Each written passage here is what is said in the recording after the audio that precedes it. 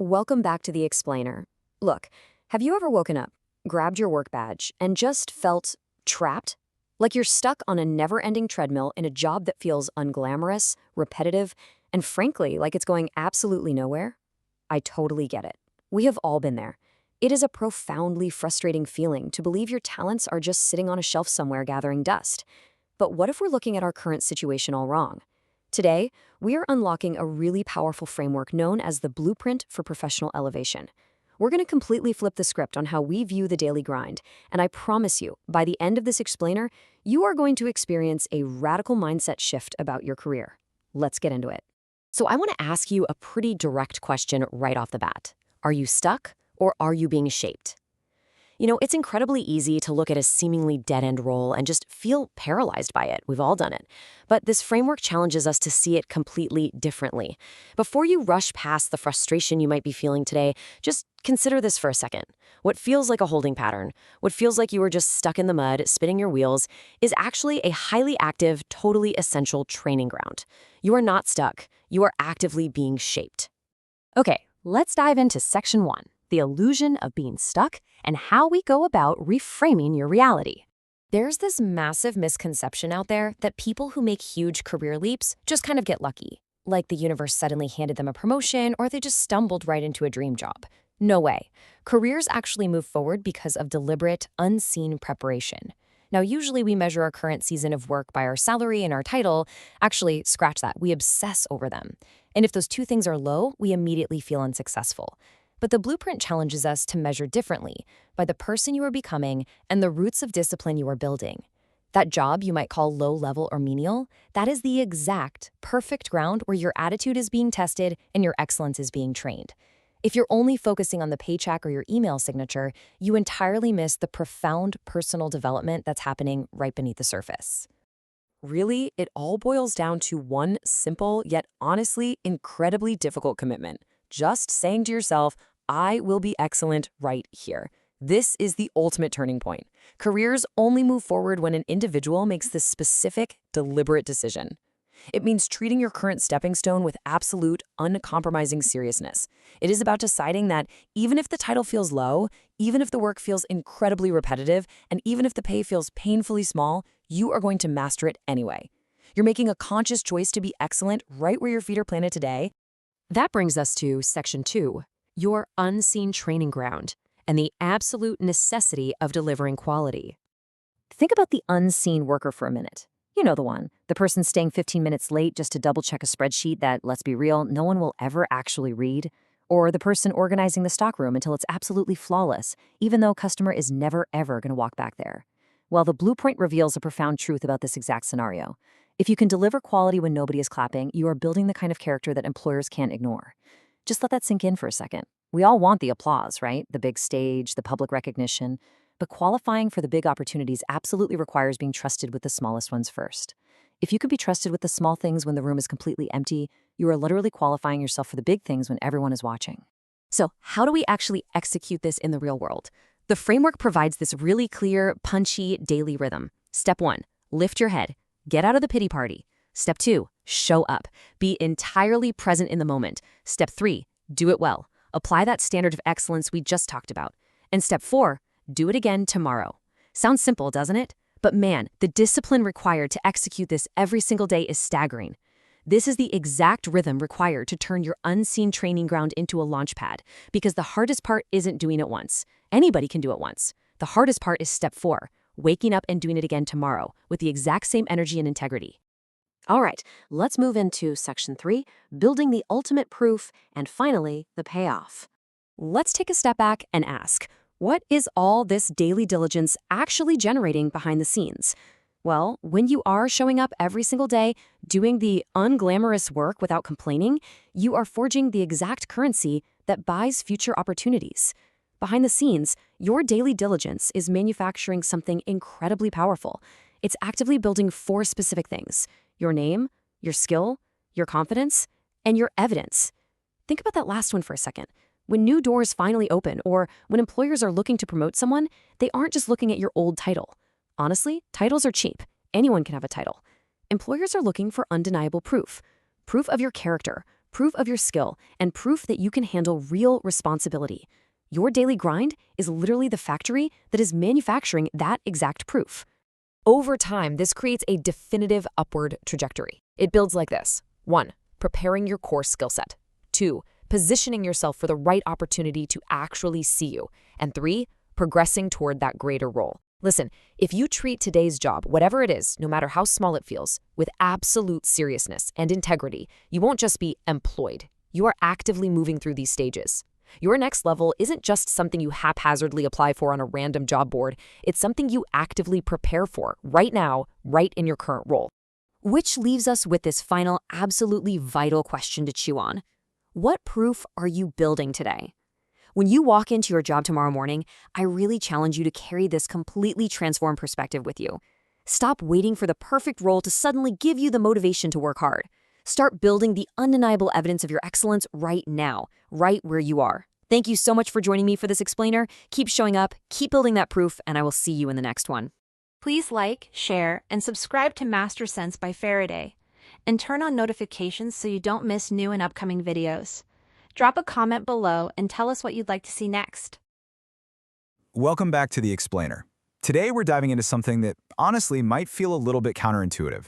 We're going to talk about how to use a job that feels way too small for your ambitions as your ultimate stepping stone. We're exploring what's called the ladder of diligence, and more specifically, mastery in the minor role.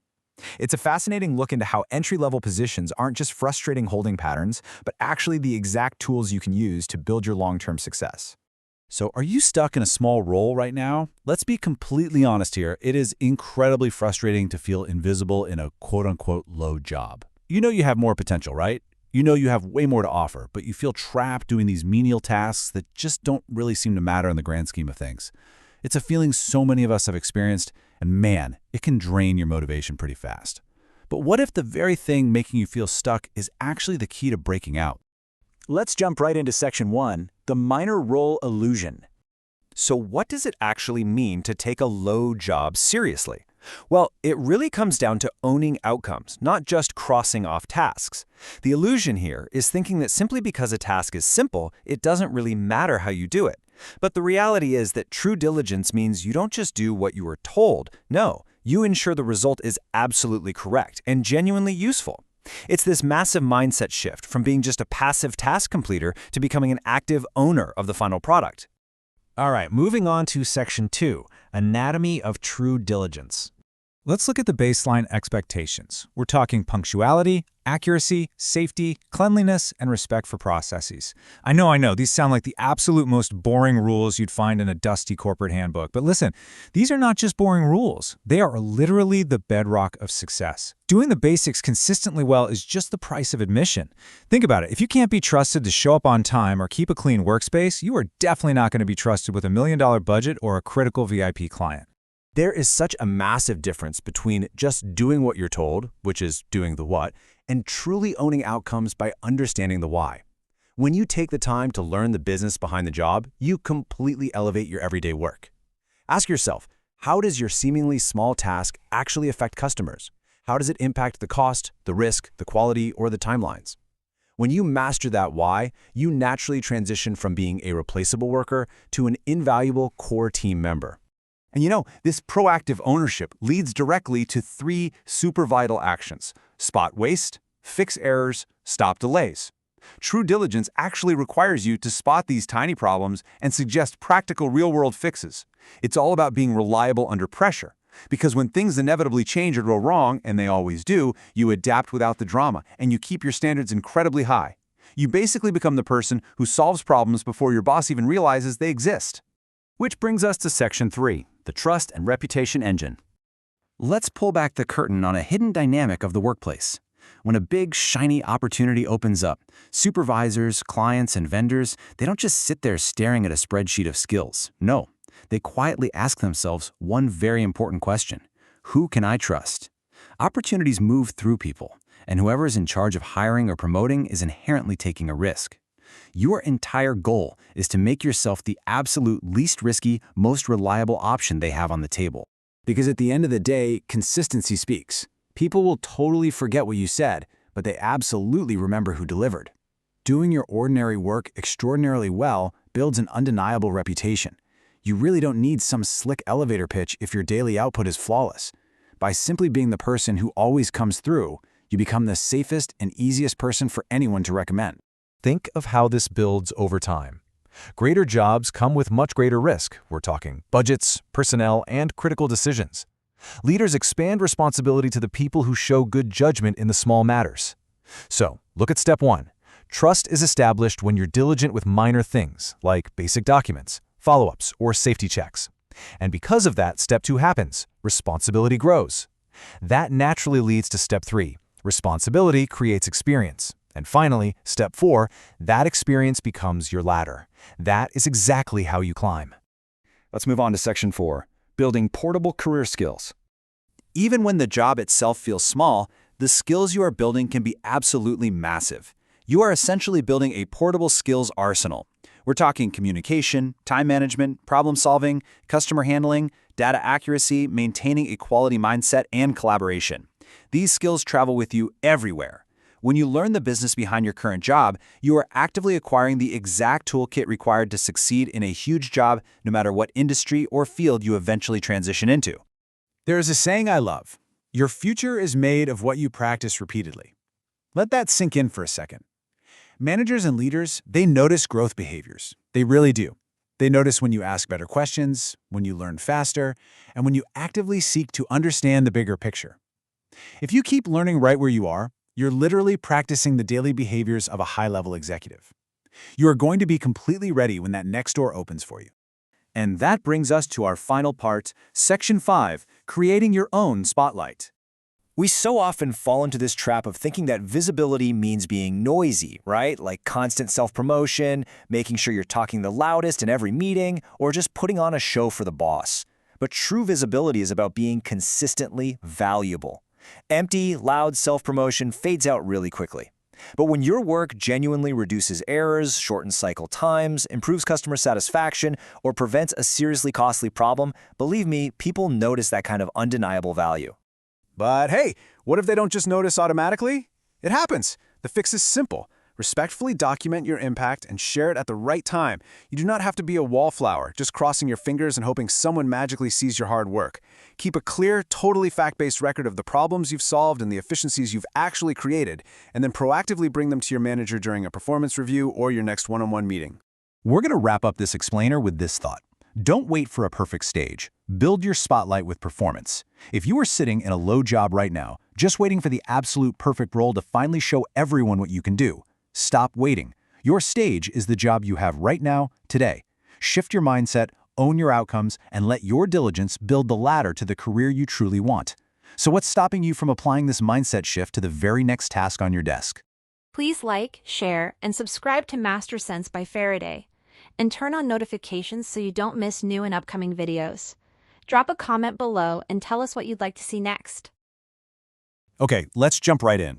Have you ever felt totally stuck in a job that just, well, doesn't feel like you? You know the kind. Maybe it's not super glamorous, maybe it feels way below your actual potential, or maybe it's just literally the exact same repetitive tasks every single day. Look, it's incredibly common to look at these kinds of jobs as total dead ends. But today, in this explainer, we're going to flip the script completely. We're going to explore how you can take that stagnant, everyday role and actually use it as a powerful, high-velocity launchpad for your entire career. We're talking about using intentional diligence as the ultimate catalyst for your professional advancement. To really wrap our heads around how this actually works, picture two people. They are in the exact same entry-level role. Same exact title, same exact paycheck. Now, person number one, we'll call them the resentful worker. They do the absolute bare minimum to keep from getting fired, right? And they spend all their mental energy just staying angry, thinking the job is somehow beneath them. But then, look at person number two, the diligent worker. They take a completely different approach. They show up ready to go, they learn the workflow inside and out, they actively spot where mistakes keep happening, and get this, they actually bring fixes to management. It is the exact same environment, but a totally different reality for both of them. So what's really separating these two? It all comes down to mindset. The diligent worker is operating on one very specific philosophy. This may not be my destination, but it will not be my disgrace. I mean, wow, think about that for a second. That right there is the emotional core of intentional diligence. It's making the conscious choice to say, okay, I might not want to be here forever, but while I am here, I'm going to operate with absolute excellence. It literally transforms a temporary, quote-unquote, low job from a holding cell into this highly effective training ground. So, part 1, mastering your current role with a focus on the fundamentals. Let's break down exactly how you execute this in the real world, because you have to establish a baseline of absolute reliability first. Step 1, master the fundamentals. You really need to decide that your personal standard is 0 avoidable mistakes. That means leaning heavily on checklists, double-checking your work, and hitting literally every single deadline. Once you're flawless on the basics, you move to step 2, and this one is a real game changer. Become the solution person. When you bring an issue to your boss, don't just complain, bring at least one practical option to fix it. Trust me, that is a massive signal of leadership. And finally, step 3, ask for one stretch task each quarter. You don't need to take on a whole second job. Just volunteer to maybe support a new report, train a new hire, or streamline a simple everyday process. Moving right along to part 2, growing beyond the basics and expanding your influence. Now, once you've got those core fundamentals totally locked down, it's time to build some habits that expand your influence. First up, you've got to start tracking your results. And hold that thought, because we'll dive deeper into that in just a second. Next, build real relationships, but do it without getting dragged into toxic office politics. Be genuinely helpful to different teams, communicate clearly, and just treat people with respect. You never really know who's watching, right? Your network is essentially your opportunity pipeline. Third, keep learning. Treat your current job like a paid classroom. Use that time to become an Excel wizard, improve your business writing, level up your customer service, or even study for an industry cert. And lastly, ask for feedback and then apply it immediately. Let me tell you, managers vividly remember the people who take feedback seriously and actually improve. Okay, going back to tracking results. What's really fascinating here is this very specific micro-action, keeping a log of your achievements. It sounds incredibly simple, right? But honestly, almost nobody actually does it. You want to track the concrete impact of your diligence. Did you reduce a specific error rate? Did you save the team 2 hours this week? Did you spot a safety hazard or avoid a specific cost? Writing down that tangible impact literally translates into undeniable resume power. Plus, it makes your performance reviews an absolute breeze. All right, on to part 3, what diligence is not and avoiding those common traps. It is so incredibly important that we establish some guardrails right here. Because true diligence, it is not about working yourself into the ground, not at all. There's some really subtle but super vital differences between being genuinely diligent and just falling into workplace traps. See, diligence is about focused intent. The trap is overworking without direction, just running on a treadmill of endless exhaustion for absolutely no reason. Diligence involves setting healthy boundaries, while the trap is just quietly accepting exploitation.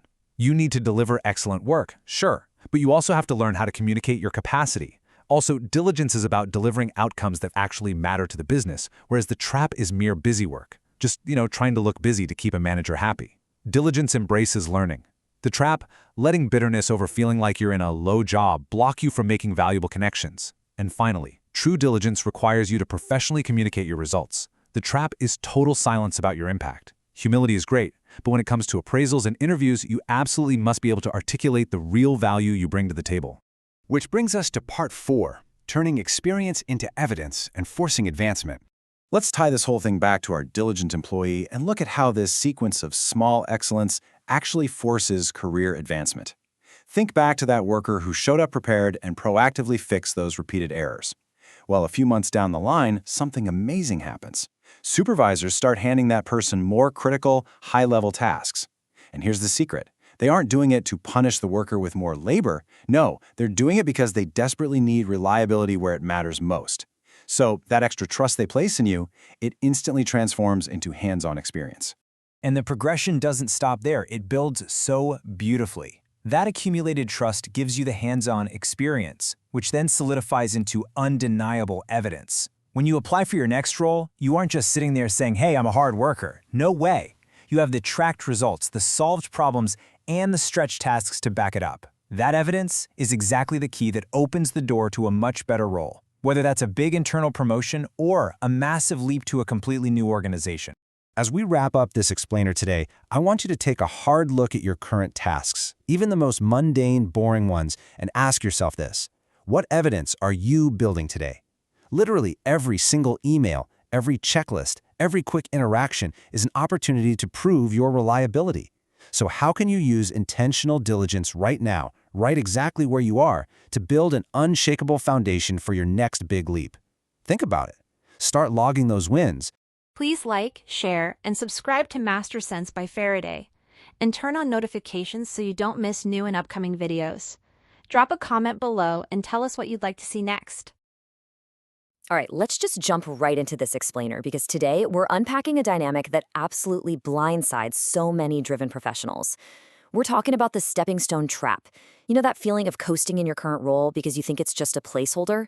Well, we're going to see why that mindset is actually a massive trap and how treating today like it's literal training for tomorrow changes, well, absolutely everything about your trajectory. So if you've ever caught yourself thinking your current job is just a waiting room until the real opportunity shows up, you are definitely going to want to lock in for this. So I want you to ask yourself honestly right now, are you treating your current job like a waiting room, or are you treating it like a high-stakes training camp for your ultimate career goals? Just think about a waiting room for a second. You're sitting there, maybe mindlessly scrolling your phone, constantly checking the clock, just waiting for your name to be called. It's totally passive. But a training camp? Oh man, in a training camp, you're sweating, you're hyper-focused, you're building that critical muscle memory. If you're just kicking back, waiting for the big job to finally demand your best effort, you're literally letting your absolute most valuable training years completely pass you by. Okay, let's shift gears a bit and look at the battle between your official title and your actual work standard. Now, notice the contrast here. It's so incredibly common to blame our job titles for holding us back, right? We think, well, I'm just a junior coordinator, so my hands are kind of tied. But here's the reality check. Your job title isn't actually your ceiling. Your personal work standard is. Think about it. If you're a junior coordinator who only ever gives junior coordinator effort, you're inadvertently building a lower ceiling for your own potential. You are quite literally training yourself to be mediocre. But if your work standard stays incredibly high, like acting with the precision of a director while you're still a coordinator, it doesn't matter what it says on your business card. You absolutely shatter that ceiling.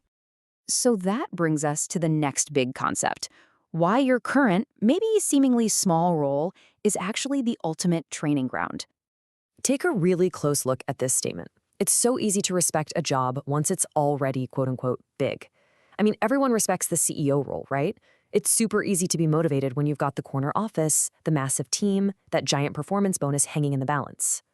But the real career advantage, the absolute secret weapon of highly successful people, it's respecting the work right now, way before any of that happens.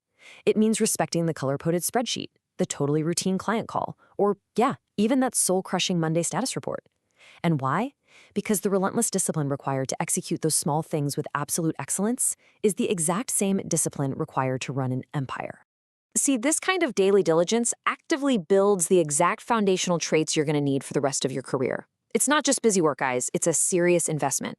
First, it builds your reputation, which, let's be honest, is basically just what people say about you when you leave the room. It builds your skills, getting you those unglamorous, gritty repetitions you need for real mastery.